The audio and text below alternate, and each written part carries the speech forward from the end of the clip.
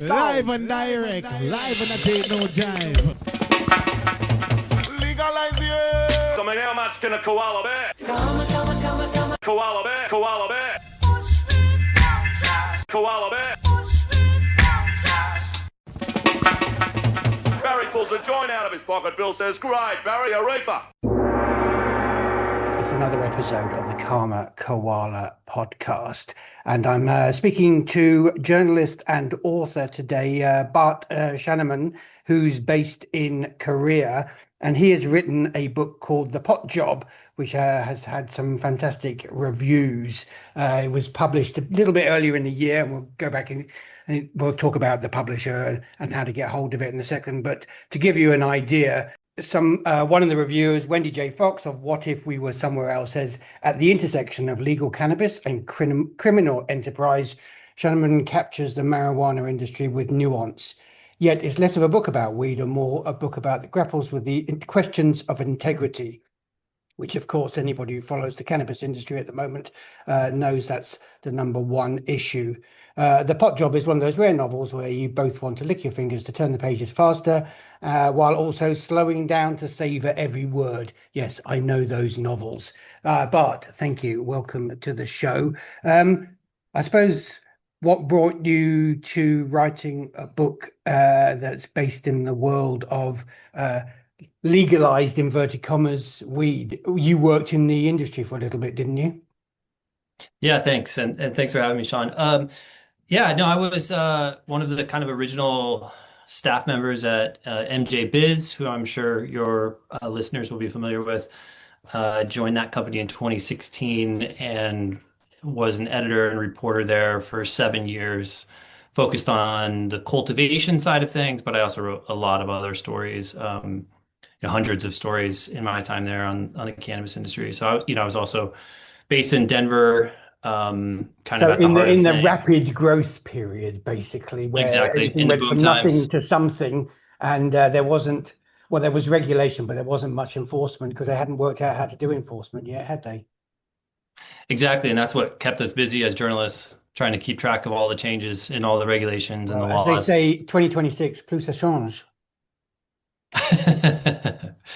Yeah, I've been following, I'm still pretty well connected to a lot of people that are involved in the industry. And yeah, and when I left in 2023, you could kind of see the writing on the wall and see where it was going. You worked for MJ Biz for a while. Did you write any sort of bigger pieces for other publications in that period? I'm trying to get obviously in writing all those pieces, it formulated some ideas in your head about the novel, but I presume, just lots of small business pieces doth not make a novel. How did you get there? Right. So, one of the kind of underlying threads in this story that I told in this novel is this cannabis company that develops kind of a appetite for what was called at the time, and maybe still is, looping, where allowing their retail business customers to kind of buy as much flower as the customers wanted, and those people would go on to sell it into other state markets that were not legal and make a lot of money off of another one of those lovely the words, markup they were charging. Diversion. Yeah, Rather diversion. than the word smuggling, because we can't use the word smuggling. Yeah, that's a euphemism, I guess. But so I kind of used that as maybe one of the plot drivers in the novel. And I did do a lot of local reporting since I was in Denver. I actually went to the courthouse when there were a few of those cases being tried and got some good details, I thought. And I also did, my fair share of like legal or of profiles of some of these retail companies that were local to us in Denver.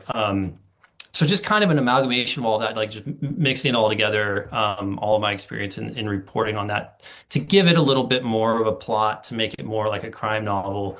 And then, I think that I was able to use a lot of the kind of details and just authority that I accumulated over time from just being immersed in the industry for that long. Characters of the industry that you have in the novel, did you Are they half invented, half real, or are they closer to Yeah, real? I mean, I would imagine they're closer to real than invented. But as a writer, obviously you're trying to tell a rollicking story, so it's always a bit more fun. But I mean, I suppose the reason I ask is I don't sense that much has changed since you stopped working at MJ Biz and you wrote the novel.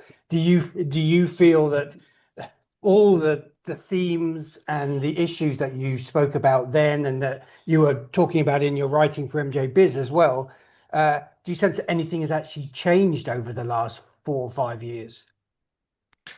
yeah, probably not. I mean, I'm sure there's been more consolidation. I know that some of the newer markets that came online kind of as I was leaving have been pretty big disappointments. I know New York State has not been a great Oh, they're uh, convinced they're convinced they're fantastic. Yeah, yeah, I'm sure every state and their regulators say the same thing. But yeah, I mean, it just seems like there's just been more market attrition. But I mean, going back to your point about the characters, yeah, I think you're right. Like, I tend to try to give my characters more depth and make them more complex by drawing off of people that I've known in my real life. Um, but of course, I didn't know anyone that personally that went through any of these situations. So, it's kind of a way to kind of, make something that's a little bit more fictionalized by combining these real life events with maybe some people that I knew in my life as inspiration, but then throwing those people into these situations that they never And did experienced. you feel a little If that nervous makes sense. writing a weed pot novel? Because if you look back, there's very few of them that are actually worth reading. There's a fantastic one, and I can't remember the author now, in the 90s, written about a bunch of surfers who were doing something. I read it, and of course, like I'm sure as a reader, you read a lot of stuff and you can't remember you can't remember everything you read. But pot novels tend to end up in the dime store novel Yeah, section, don't they? yeah, I mean, it's a bit yeah, like Western novels written by sure. journalists in the 1860s or 1870s. Did you feel slightly nervous when you thought, should I be approaching this topic, or did you feel, okay, I'm really confident this is something I Well, can do better than others have done? I mean, two answers to that. I mean, one, yes, and I don't have any illusions that this is not going to go down that same route. I mean, I'm sure it'll suffer the same fate. I mean, I don't, we'll see. But and then two, like so part of the reason I ended up actually writing this book this way is that I had written a different novel and I had submitted it to some literary agents, and one of the agents that I talked to said, I can't sell that book that you wrote, but I see from your biography that you're in Denver and you're It's writing about the the cannabis old industry right now. dealing with the publishing house, yes, and Yep. the And she marketing said, manager.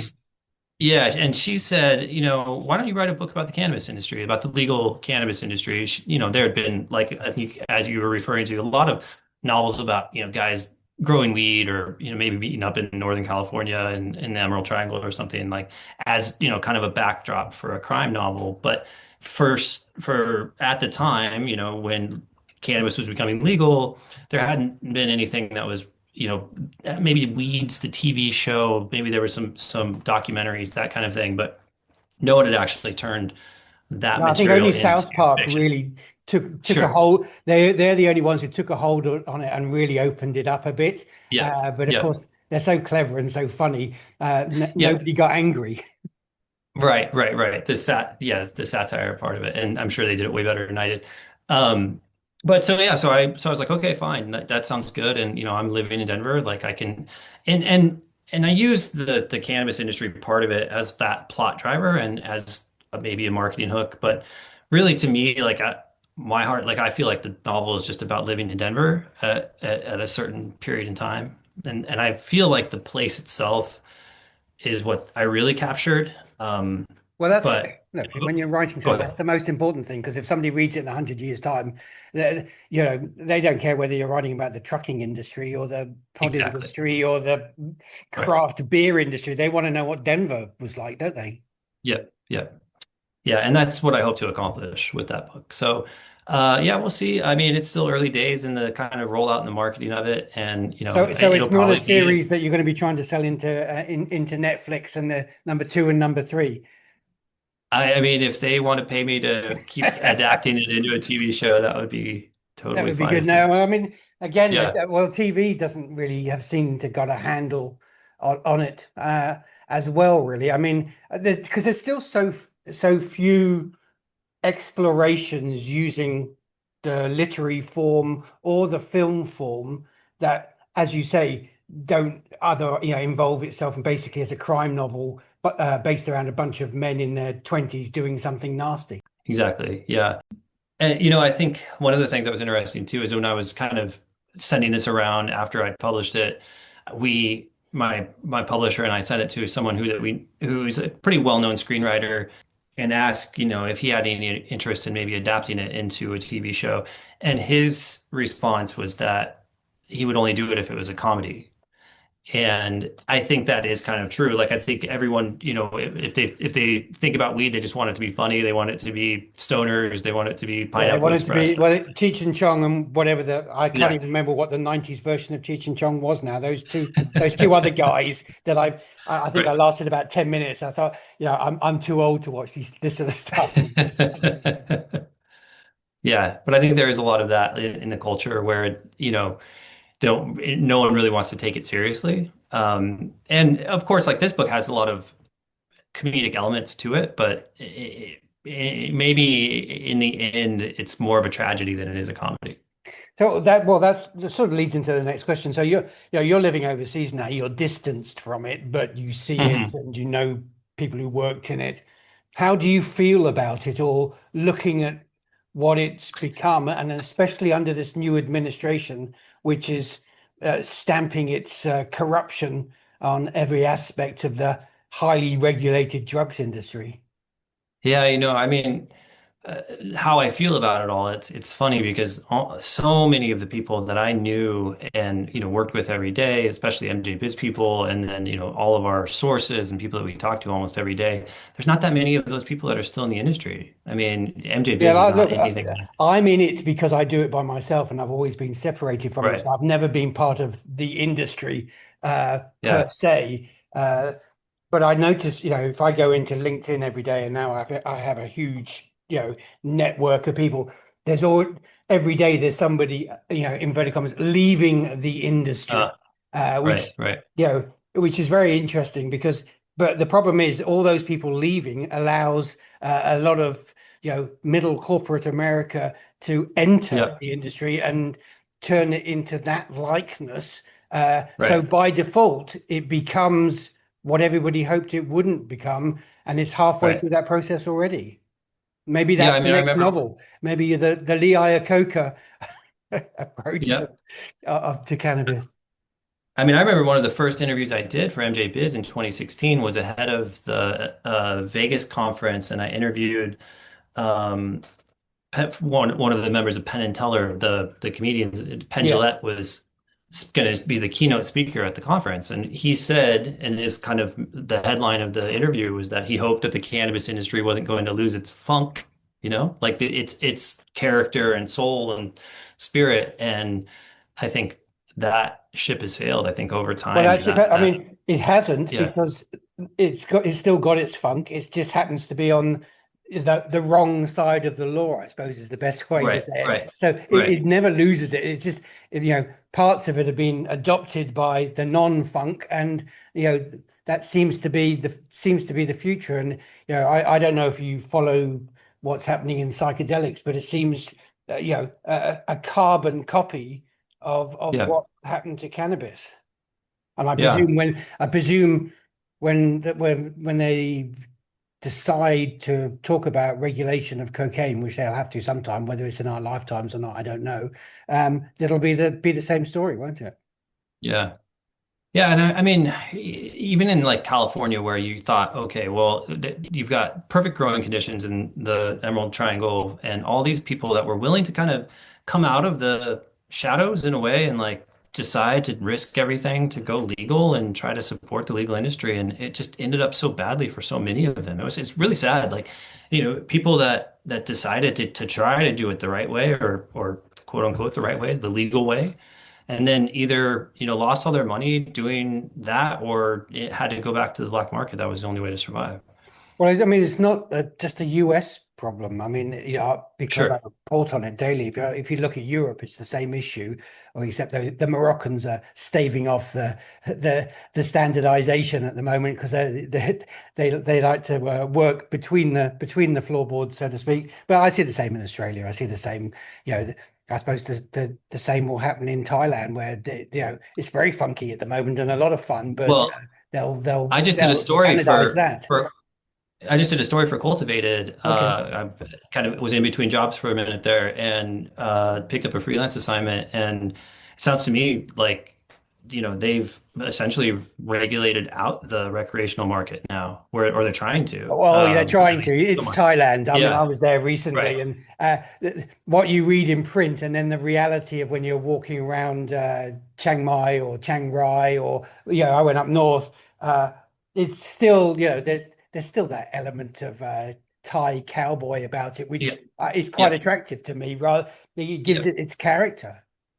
Yeah, I mean, I was in Chiang Mai too in February, and I went into a few shops, but the quality and the The amount of quality's products on appalling. The quality is for appalling. legal was Yeah. tough. But I mean, my friends that lived there, they know a guy, and the guy Yeah, of comes to their course. house Well, on a I mean, that's the motorbike. same in Australia. I've just been down with my son, Mhm. and I have a friend who gets it through the legal system because he's a medical patient. But, my kid's 23, they just get on the phone and there's a Right. delivery from Australia Post same day, within hours of much higher quality. You Mhm. know, it's interesting because I think that's the other thing that is interesting about, the funkier side, rather than call it the black market, is they've realized the quality control that has been forced upon the regulated industry. So they just go and do it and then sell it at a lower price.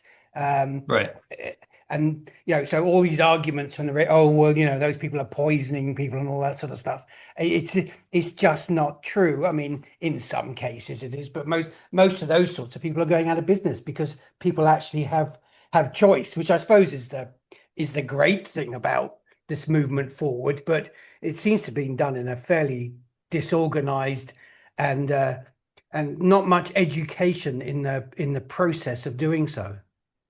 Yeah, and I mean that was the thing that I always was fascinated by in a bad way was, we'd have state after state that would roll out new regulations, and every time they would just create their own regulations. They wouldn't look at what had worked or hadn't worked with the state before them. They would make the same mistakes. They would make it worse, worse for the business owners. I mean, yeah, I don't I know. know I you mean, you sigh because I'm as you say that again I look at jurisdictions outside the US, and what they do is they go, oh well, they did that in that state and it's a successful, we'll just copy their legislation. But the the legislators and the policymakers don't seem to be educated about the US political system and how mm, legislation gets to pass through a house, and therefore right. they adopt a piece of legislation that doesn't suit another jurisdiction entirely. But Yeah. they seem to not do the thinking process and understand how things work in American politics. Yeah. Yeah. It's not like a plug and play thing where you can just extract it from one country and apply it to another one. It doesn't work that way. Yeah. Yeah. I don't know. I mean, has it been a success in the US? Has the legal cannabis market worked? I mean, people, I It's guess, have made a been certain able. amount of people money, and it's given Right. a lot of consultants a lot of work, and it's given a lot of Sure. legislators an excuse to pretend to be on the side of the people when they're actually just pushing through lobbyists' money. Um, I think it's probably, it's made it easier to get hold of weed, but it's Right. also made it Right. easier to get hold of black market weed. So, as you said in Thailand, and I think it's the same all over the world, is most people who smoked cannabis before, and most younger people who don't do the Bill Clinton "I did it once at college" approach. They Right. pretty soon have a guy, and they just deal with the guy. They're not going Right. into a shop that we like to call a dispensary, but let's be honest, they're just shops that sell three things that are taxed to the hilt and probably aren't that good, except they come in a nice brightly colored package. Yeah. Yeah. I mean, it's a fascinating industry. It was fascinating to report on it when I did. I felt fortunate to be in the middle of everything as it was booming. And And to see it, I mean, I don't know if there will be an industry that booms quite like that and as quickly. And I mean, maybe crypto or something, but that's not nearly as exciting, and not nearly as human, as Well, that's just not seeing a human. lot. Crypto Right. always it is the same, but it's sort of behind a wall of Hmm. of, and there's people who really understand, but the majority of us, some of us buy it and Yeah. try and make money. But Right. with cannabis, it's because it's that plant thing, I think, is it Hmm. Hmm. really, how can you take one thing that grows out of the ground and then, excuse my French, overcomplicate the fuck out of it until it becomes, it's a perfect example. I'm sure you highlight this in the novel of how humans deal with things, and Mm. when we do, we never do it that efficiently, although we'd like to tell other people how efficient we are in doing it. Yeah, I mean, and I think that the ambitious nature of everyone that was connected to the industry in the early days when I was there too. I mean, that seemed like something that I wanted to put into this book, and it is one of the kind of driving themes of the characters in the novel that they see this, as a way to kind of maybe lift themselves out of some generational poverty, or advance themselves and also do things that do something that means something to them. I think a lot of people in the industry really believe in the mission of this plant being a benefit and a good for society. So do you get it? There are a Do lot. you feel with a bit of distance between writing it and having published it that you did manage to capture a moment in time? I hope so. I mean, I do, like I said, I think I at least captured what it felt like to live in Denver at that time. I don't know, since I can't really compare what it was like to own a business and run my own business. I hope that I got part of that correct. I mean, I did hear from some people who saw some parallels to their trajectory, in the characters that I wrote after the novel was published, and they told me they loved it. That's not me just patting myself on the back, but I No, well, mean, that's I good. I was a mean, little, I, if it made sense to them, that's that's right. the important thing, because then Yeah. there's that, as you say, it's like a piece of music or any piece of art. Everybody in the industry associated with trying to sell your piece of art is always convinced about the now, but actually any piece of art, it needs 20 years to tell you whether it captures what it was trying to do Hmm. when it was conceived. Yeah. Yeah. Yeah. And I mean, obviously, authenticity is a big concern of mine. And with the fact that I was kind of making a leap in trying to at least explain the experience of what it was like to run a cannabis company during that time period, and having not done that myself. I just hope that I researched enough and was Did you able to read any use. other pot novels in your research process? You Or is know, there, is there anything that you would recommend to listeners as, obviously we'll talk about who published it, the book in a second, and everything, but you know, again, I'm a big reader of American literature, and I'm a big reader of this sort of stuff, mm. and you know, there's still a half a bookshelf worth of stuff that I would want to reread. What I was thinking about when I was writing this novel was, books like Bonfire of the Vanities, like Thomas Wolfe's book, Yeah, well, I was that about was, to go electric Kool-Aid acid test, because for me yeah, that's the genesis of writing about this sort of topic. right, right, yeah. And his gonzo journalism style there was, something I loved growing up as a journalist too. But also, like, I wanted to try to capture, industry in a way, and that's why there's more characters than just like one protagonist in this story. So yeah, and I mean, TC Boyle's written really well about the cannabis Actually, you're industry, but right. again, that's I'd forgotten about it. Yeah, he has yeah, written but well. that's like that. That's also kind of going back to what you said.